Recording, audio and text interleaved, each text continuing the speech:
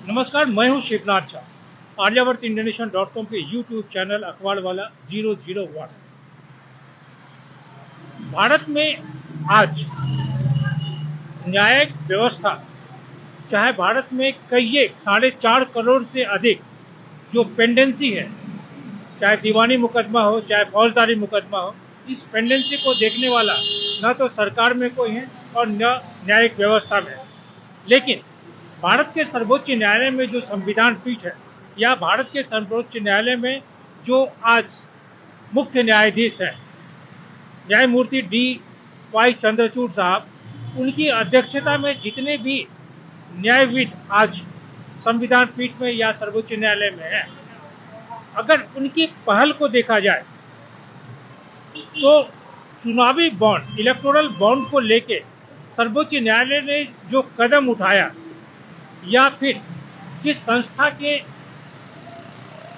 याचिका पे सर्वोच्च न्यायालय ने इस संपूर्ण पहल को देखा, न्यायमूर्ति चंद्रचूड़ साहब ने जिस तरह से इसमें अपना निर्णय सुनाया, यह काबिले तारीफ है। इस बात से कतई इनकार नहीं किया जा सकता है कि इस पूरी व्यवस्था में राजनीतिक पार्टियां, राजनेता, चुनाव आयोग, भारत के जो बैंक हैं, खासकर स्टेट बैंक ऑफ इंडिया, इन लोगों का नेक्सस, इन लोगों का कॉन्निवेंस नहीं है, यह माना नहीं जा सकता है। राजनीतिक व्यवस्था में जितने भी राजनेता हैं, जितनी भी राजनीतिक पार्टियां हैं, जितने ऊंचे ऊंचे आला कमान है, वो तमाम लोगों के मिली भगत के से या फिर चुनाव आयोग के मिली भगत से या फिर भारत के जो भारतीय स्टेट बैंक ऑफ इंडिया है, जो कहने के लिए भारत का स्टेट बैंक है, यह भारतीयों को किस तरह से बड़गला रहा है, भारतीयों को किस तरह से लूट रहा है, इसका ज्वलंत उदाहरण है इलेक्टोरल बॉन्ड।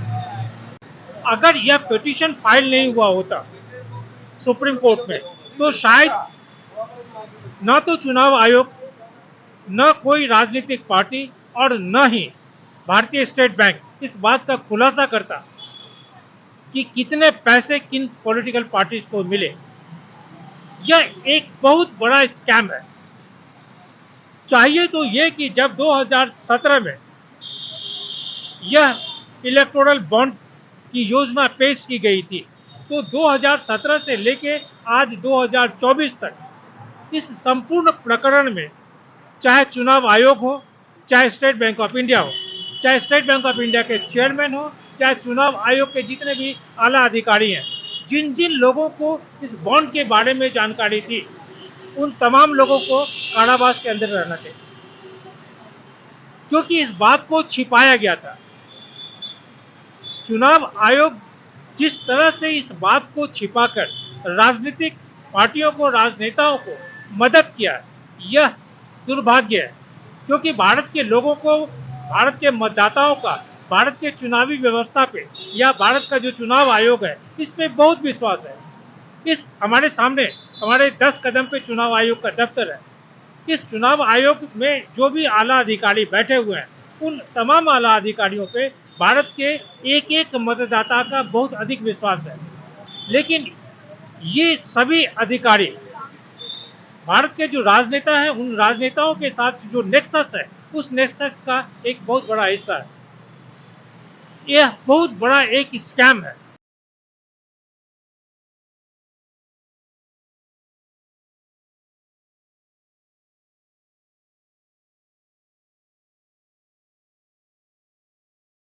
ना तो सीबीआई इन्वेस्टिगेट करेगी, ना ईडी इन्वेस्टिगेट करेगी। तो अब जिम्मेदारी कोर्ट पे है। कोर्ट क्या करती है? कोर्ट को एक जैसे 2G में एक SIT बनानी चाहिए और ख़ुद नियुक्ति करनी चाहिए लोगों की उस SIT में। वो इंडिपेंडेंट लोग होने चाहिए और जो जो भी डोनेशंस हुई हैं, जिस जिस डोनर ने भी पैसा दिया है, कुछ तो ऐसी कंपनी हैं जो लॉस में चल रही हैं, उन्होंने भी पैसा दिया है।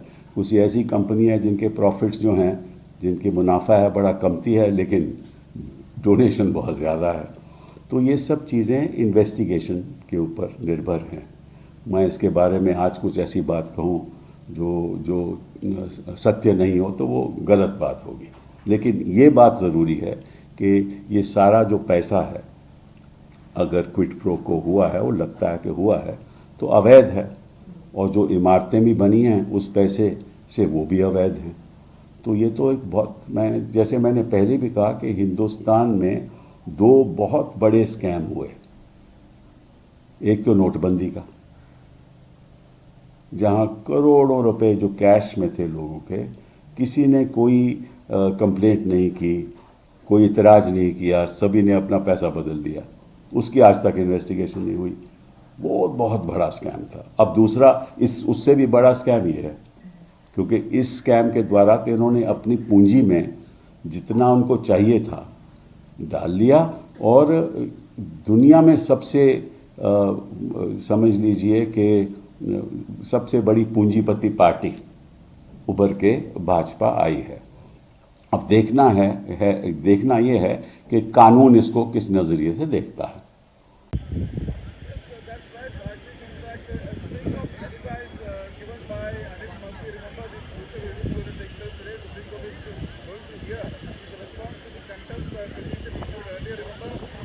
सर्वोच्च न्यायालय के मुख्य न्यायाधीश DY चंद्रचूड़ और justice Sanjeev Khanna, justice BR Gavai, justice JV Pardiwala और जस्टिस मनोज मिश्रा ने जो यह फैसला चुनावी बॉन्ड को लेकर कल किया, चुनावी बॉन्ड को जिस तरह से उन्होंने निरस्त कर दिया, यह शायद भारत के इतिहास में एक स्वर्ण अक्षर में लिखा जाएगा, क्योंकि इतनी बड़ी यह हिम्मत सर्वोच्च न्यायालय के किसी न्यायाधीश को हो, यह शायद दिखा नहीं।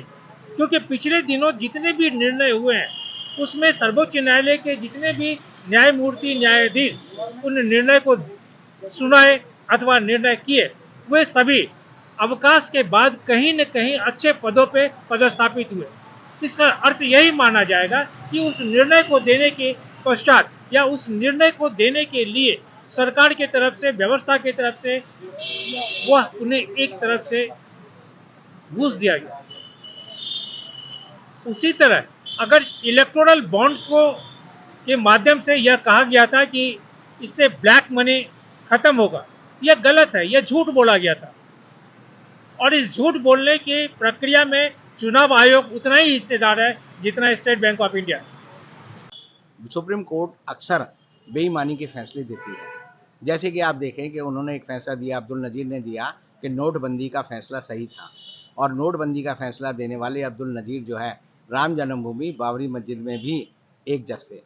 और फैसला वो इतना गलत था कि वो कहते हैं कि वहाँ पर जो है बाबरी मस्जिद में मूर्तियाँ रखी गई। बाबरी मस्जिद को में मूर्ति रखने से पहले वहाँ कोई मंदिर नहीं था। तीसरा, वो कहते हैं कि बाबरी मस्जिद को गिराना आपराधिक कृत्य है, लेकिन हम जन भावनाओं को ध्यान में रखते हुए ये तय करते हैं कि वहाँ मंदिर बनना चाहिए। इससे घटिया, इससे बेईमानी वाला फैसला सुप्रीम कोर्ट का हिंदुस्तान के इतिहास में कोई नहीं हो सकता, ये मैं मानता हूँ। और इसीलिए अब्दुल नज़ीर तो डबल पापी हैं, राम जन्मभूमि वाले मामले में भी और नोटबंदी वाले मामले में भी उन्होंने गलत फैसले दिए, और तुरंत वो क्या हुआ, तुरंत उनको कहा कि तुम जो है गवर्नर बन जाओ। इसी तरह आप दूसरे जजों के बारे में देखते हैं कि बोमई साहब जो थे, उनको कहा, गोगोई साहब, उनको कहा कि तुम जो है राज्यसभा में सांसद बन जाओ। अभी जिस व्यक्ति ने काशी विश्वनाथ वाले मामले में फैसला दिया, उसको कहा कि तुम लोकपाल बन जाओ यूनिवर्सिटी के।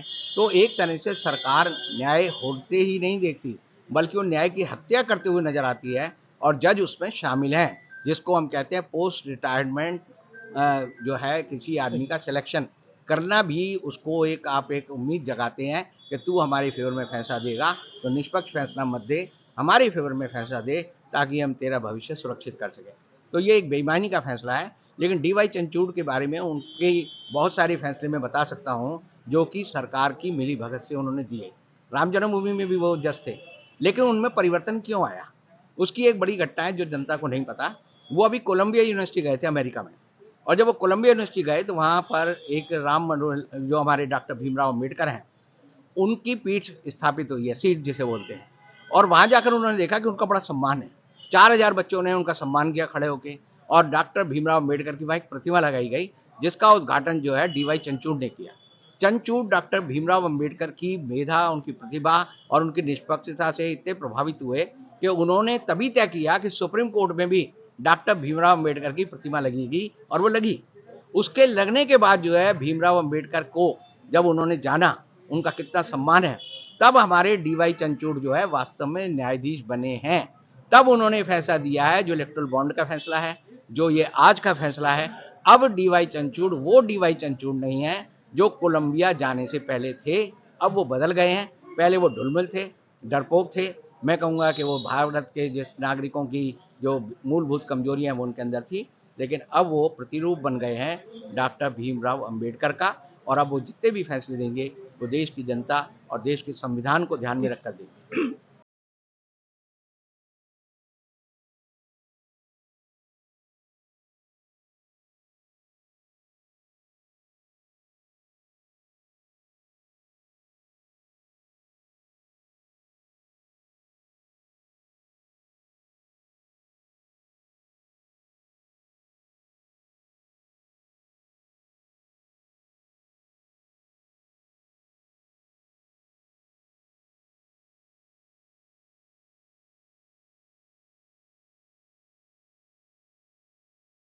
स्टेट बैंक ऑफ इंडिया का 2017 से लेकर 2024 तक, जब से ये इलेक्टोरल बॉन्ड की बात उठी थी, उस समय जितने भी चेयरमैन थे, जितने भी आला अधिकारी थे या हैं जो इस संपूर्ण प्रकरण में जुड़े हुए हैं, उन तमाम लोगों को के विरुद्ध कानूनी कार्रवाई होनी चाहिए। लेकिन सवाल है कि कानूनी कार्रवाई करेगा कौन?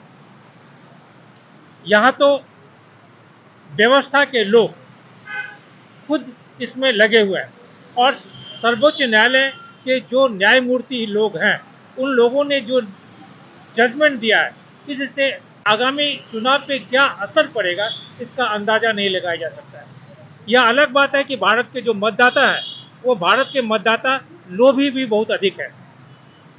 यह कहा भी जाता है कि लोभी गांव में ठग कभी भूखा नहीं मरता, क्योंकि भारत के मतदाताओं को जिस तरह से लुभाकर राजनेता, राजनीतिक पार्टियां अपने अपने पक्ष में मतदान कराती हैं या करती हैं, यह बहुत बड़ा दुर्भाग्य है।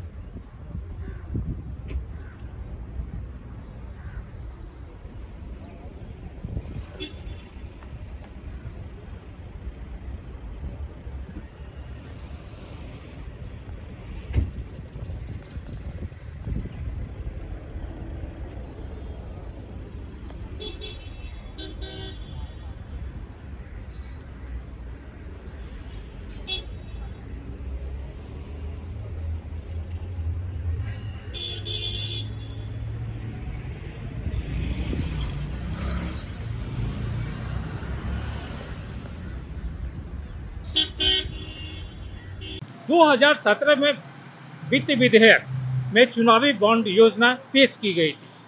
14 सितंबर 2017 को मुख्य याचिकाकर्ता जो एसोसिएशन फॉर डेमोक्रेटिक रिफॉर्म्स ने योजना को चुनौती देते हुए सुप्रीम कोर्ट में एक याचिका दायर की। 3 अक्टूबर 2017 को सुप्रीम कोर्ट ने उस जनहित याचिका पर केंद्र और चुनाव आयोग को नोटिस जारी किया था।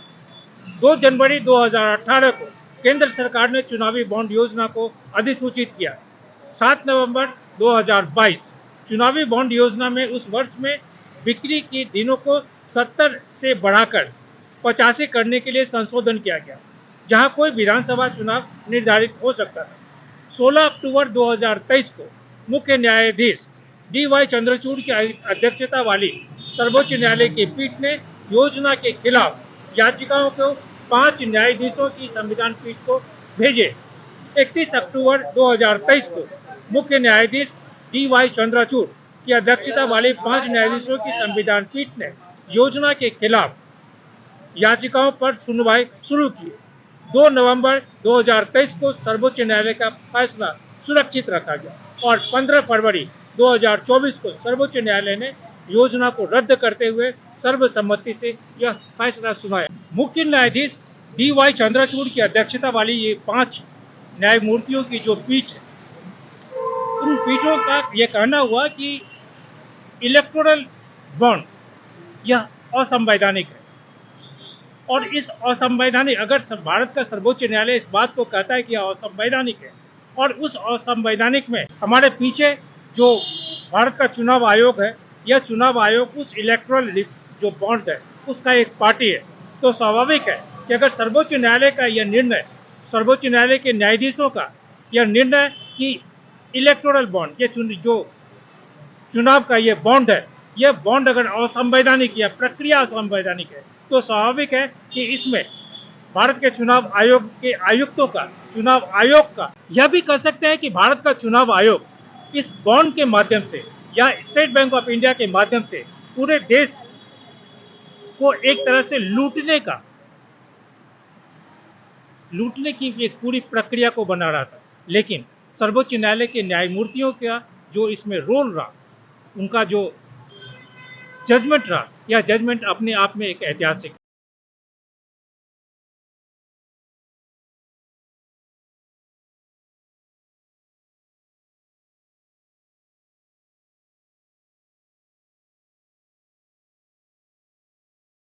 बहरहाल सर्वोच्च न्यायालय के मुख्य न्यायाधीश और जो संवैधानिक पीठ है, उस पीठ ने भारतीय स्टेट बैंक को कहा है कि वो 21 मार्च तक तमाम दस्तावेज, तमाम नाम, तमाम ट्रांजैक्शन के बारे में वो संविधान पीठ को बताए, उसे सार्वजनिक करे। लेकिन सवाल ये उठता है कि 1 जुलाई 1955 को भारतीय स्टेट बैंक की स्थापना हुई। 1955 के बाद से 2024 आज ऐसी कौन सी ताकत है भारतीय स्टेट बैंक के पीछे में, जो पिछले 3 बार से भारतीय के जो सर्वोच्च न्यायालय हैं, उसके जो संविधान पीठ है, संविधान पीठ के निर्देशों को पिछले 3 बार से वो अवहेलना कर रही है। अवहेलना शब्द बोलना चाहिए नहीं, ये कंटेम्प्ट ऑफ कोर्ट होगा, नहीं होगा, नहीं जानता हूँ, लेकिन हकीकत ये है कि संविधान पीठ, सर्वोच्च न्यायालय का संविधान पीठ अगर भारतीय स्टेट बैंक को यह कहती है कि चुनाव से संबंधित तमाम दस्तावेज, तमाम ट्रांजैक्शन, तमाम लेन देन की जो प्रति है उसे सार्वजनिक किया जाए, तो अभी तक नहीं किया। वैसे सरकार की तरफ से, भारतीय स्टेट बैंक की तरफ से, चुनाव आयोग की तरफ से जितने भी वकील लोग हैं, वो किसी न किसी तरह से इस बात का दलील जरूर दे रहे हैं कि ये तमाम बातें सार्वजनिक रूप से संविधान पीठ के सामने शायद नहीं कहा जाए। इसमें एक टिप्पणी भी संविधान पीठ के जो न्यायमूर्ति हैं, उनका एक टिप्पणी भी आया था।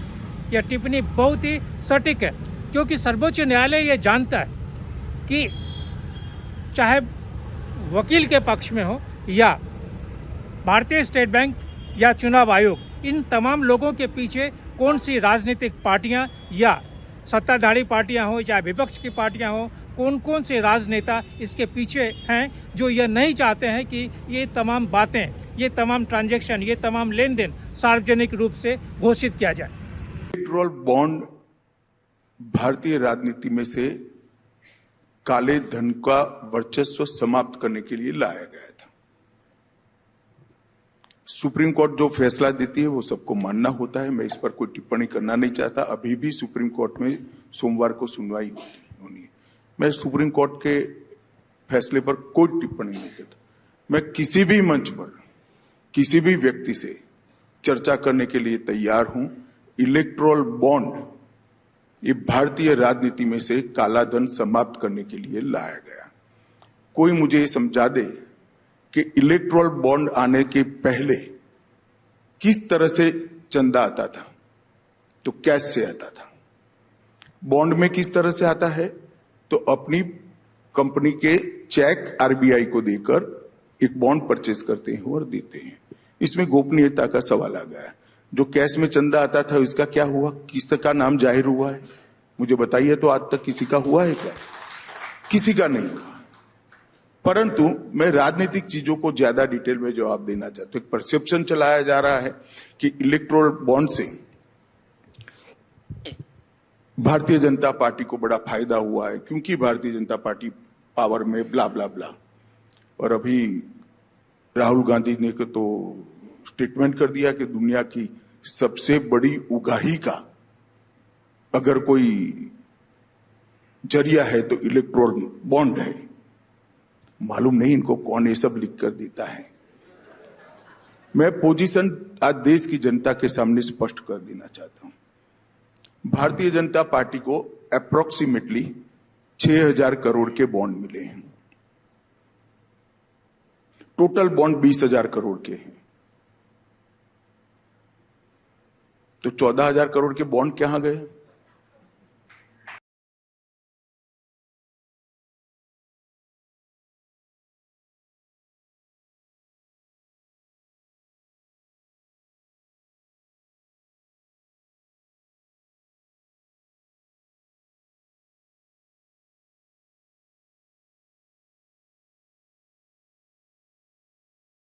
सर्वोच्च न्यायालय के परिसर के बाहर और अंदर बहुत सारे लोगों से पूछने पे उन तमाम लोगों का कहना यही है कि आखिर स्टेट बैंक ऑफ इंडिया के पीछे या चुनाव आयोग के पीछे कुछ न कुछ ऐसी शक्तियां काम कर रही हैं जो इस चीज़ को सार्वजनिक रूप से नहीं होने देने चाहती है। और संविधान पीठ, सर्वोच्च न्यायालय का संविधान पीठ जो DY चंद्रचूड़ साहब के अध्यक्षता में चल रही है, वो इस बात पे आमादा है कि चुनाव से संबंधित, ये चुनाव का जो बॉन्ड है उससे संबंधित, लेन देन से संबंधित जितनी भी बातें हैं वो तमाम बातें सार्वजनिक हो। आखिर अगर यह चुनाव है और चुनाव में अगर राजनीतिक पार्टियां या फिर जो भारत के मतदाता हैं अगर चुनाव में भाग लेंगे, अपने अपने प्रतिनिधियों को चुनेंगे या फिर विभिन्न राजनीतिक पार्टियां के प्रतिनिधि उसमें हिस्सा लेंगे, तो मतदाताओं को, भारत के नागरिकों को यह पूरा अधिकार है कि वह उन तमाम ट्रांजैक्शंस के बारे में, चुनावी जो बॉन्ड है उसमें लेन देन के बारे में इसकी जानकारी हो। अथॉरिटी ऑफ इंडिया, देश के लोग हम लोगों से इस्तीफा मांग सकते हैं, उनके खिलाफ सड़कों पे आ सकते हैं। ये किसी धारा 44 के आज हालात ये है कि जैसे सर्वोच्च न्यायालय का यह निर्णय हुआ है कि किसी भी हालत में 21 तारीख को यानी 2 दिन बाद चुनाव बॉन्ड से संबंधित जितनी भी बातें हैं वो सभी बातों का खुलासा भारत का निर्वाचन आयोग और स्टेट बैंक ऑफ इंडिया करे। मैं अभी चुनाव आयोग के दफ्तर के ठीक बाहर हूँ। आज हालात यहाँ पे ये है कि चुनाव आयोग के निर्देशानुसार इसके गेट के सामने से, यानी जब हम पटेल चौक से अशोक रोड की तरफ बढ़ते हैं चुनाव आयोग की तरफ, यहाँ पहले बाएं कट के बाद से चुनाव आयोग के दफ्तर के सामने से आप किसी भी तरह से कोई भी बात रिकॉर्डिंग नहीं कर सकते हैं। वहाँ CISF के 2-3 अधिकारी को बैठा दिया गया।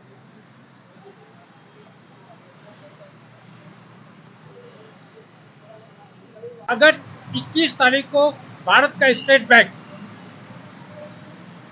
सभी बातों को खुलासा नहीं किया तो क्या होगा? क्या भारतीय स्टेट बैंक के अध्यक्ष या भारतीय स्टेट बैंक के जो आला अधिकारी हैं या निर्वाचन आयोग के अंदर बैठे जो आला अधिकारी हैं, वो क्या सब भारत का जो क्लर्कियल मानसिकता है, जो भारत में किरानी वाली मानसिकता है, जिस तरह से भारत में सरकारी दफ्तरों में फाइल किरानी एक टेबल से दूसरे टेबल पे जाने में महीनों, साल और दशक लग जाता है, क्या उसी व्यवस्था के तहत ये काम कर रहे हैं? अगर ऐसा काम कर रहे हैं तो स्वाभाविक है कि यह भारत के सर्वोच्च न्यायालय और भारत के संविधान पीठ के विरुद्ध होगा। हम जिस संविधान के बारे में बात करते हैं, जिस संविधान को ताकत मानकर यह आज के जो राजनीतिक पार्टियां हैं यह बात को कहते हैं कि हम संविधान का संरक्षण कर रहे हैं, तो क्या संवैधानिक पीठ, भारत का सर्वोच्च न्यायालय का संवैधानिक पीठ अगर इस बात पे बल दे रही है कि आपने जहां से ट्रांजैक्शन किया, जिन जिन लोगों से पैसा लिया, जिन जिन लोगों ने पैसा लिया, उन तमाम चीज़ों का पुख्ता भारत के हर एक मतदाताओं को, भारत के हर एक लोगों को जानकारी चाहिए, फिर ऐसी कौन सी बात है कि लोग नहीं दे रहे हैं?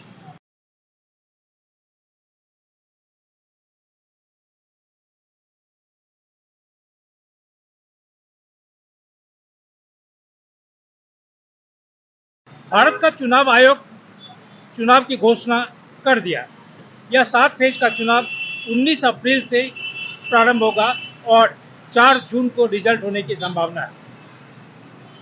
सवाल यह है कि चुनाव की घोषणा होने के बाद इधर चुनाव आयोग अपनी व्यस्तता को कुछ दूसरी ओर कर दिया। पूरे देश में चुनाव है, इसलिए हम बहुत व्यस्त हैं।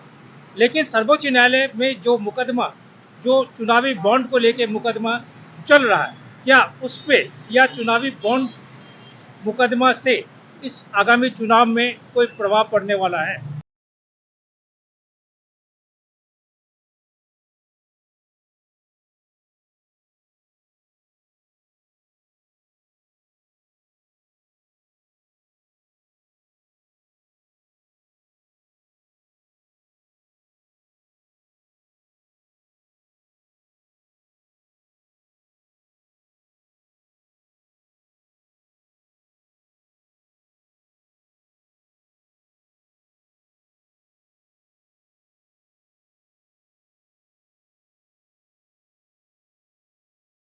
चुनावी बॉन्ड का असर जो भारत के सर्वोच्च न्यायालय में लंबित है, या भारत का सर्वोच्च न्यायालय जिस मुकदमे को देख रहा है, इसका प्रभाव आगामी चुनाव पे बहुत ही सटीक पड़ सकता है। लेकिन भारत के मतदाता किस करवट बैठते हैं? अगर भारत के मतदाता के लिए 20,000 करोड़ रुपए की कोई कीमत नहीं है, अगर उन्हें इस बात की कोई चिंता नहीं है कि किसने किसको पैसा दिया, किससे कौन लाभार्थ हुआ, लाभार्थी कौन है, फिर लाइफ गोज ऑन, किसी को कोई मतलब नहीं है। अगर सर्वोच्च न्यायालय भी इस मसले पे अपना समय दे रहा है, तो इसका मतलब यह है कि अगर चुनाव में या भारत के लोग इस मसले को, इस मुद्दे को अगर सकारात्मक अथवा अपने दृष्टिकोण से नहीं देखें, तो इसका क्या असर होगा यह कहना बहुत मुश्किल है। वैसे 19 अप्रैल से जो चुनाव की घोषणा हुई है वो 7 फेज में है। 26, फिर 7 मई, फिर 13 मई, फिर 20 मई, फिर 26 मई और 1 जून को। कहते हैं कि इस चुनाव में तकरीबन 96.8 करोड़ मतदाता हिस्सा लेंगे। यानी भारत की आबादी अगर आज 130 अथवा 135 करोड़ है, उसमें 18 वर्ष की आयु होने के बाद 96 करोड़ मतदाता इस चुनाव में हिस्सा लेंगे। इस 96 करोड़ में तकरीबन 49.7 करोड़ पुरुष है और 47.1 करोड़ मतदाता महिला है। इसमें तकरीबन 42 लाख ऐसे मतदाता हैं जिनकी आयु 85 वर्ष से अधिक है।